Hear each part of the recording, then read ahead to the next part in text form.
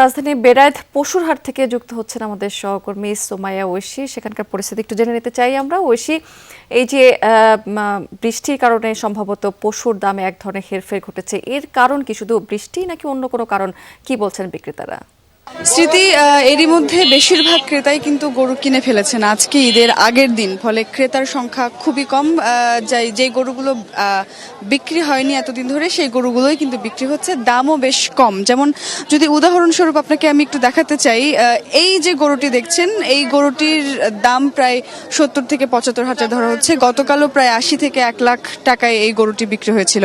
এবং আরও একটি বড় গরু যদি দেখাই, ওই পাশে যে গরুটি আপনি দেখতে পাচ্ছেন সাদা কালো রং যে গরুটির, সেটির দাম প্রায় 1,70,000 চাওয়া হচ্ছে। বলছেন যে যারা বিক্রেতা যারা আছেন এখানে, তারা বলছেন যে এই গরুগুলোর দাম আসলে আজকে অনেকাংশে পড়ে গেছে। যেহেতু ক্রেতা নেই সেই জায়গা থেকেও তারা বেশ কিছুটা বলছেন যে দুশ্চিন্তার কারণ রয়েছে।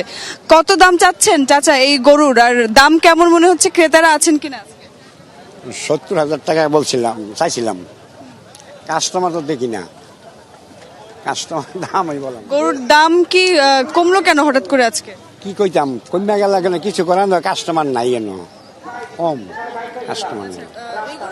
গতকাল পর্যন্ত কত টাকায় বিক্রি হওয়ার সম্ভাবনা আছে? এই গ্যাসের কালকা মনে করেন ভালো দাম আছিল কিছু, আজকে একবারে দাম কম হই, কাস্টমারই নেই, এটা নাই। গরুর দাম কেমন আজকে বলেন তো? গরুর দাম কালকে স্বাভাবিক আছে, আজকে গরুর প্রতি 20,000 টাকা কম। সব গরুর প্রতি সব গরুরই 20,000 টাকা কম।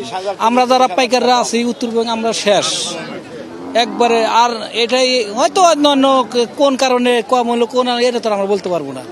স্মৃতি, শুনছিলেন যে বিক্রেতারা বলছিলেন যে গরুর দাম আজকে একদম কমের দিকে, পশুদের দাম, ছাগলের দামও শুনলাম সেই দামেও অনেকটাই ঘাট পড়তির দিকে। ফলে ক্রেতার সংখ্যা যেহেতু কম, বিক্রেতারা বলছেন যে যে গরুগুলো বিক্রি হয়নি সেগুলো আজকেও যদি বিক্রি না হয় একটা বড় ধরনের লোকসানের মুখে পড়বেন তারা। তাহলে মূলত বলা যাচ্ছে যে ক্রেতার সংখ্যা কমে যাওয়াতে আসলে দাম কমে গেছে। অনেক ধন্যবাদ ঐশী আপনাকে।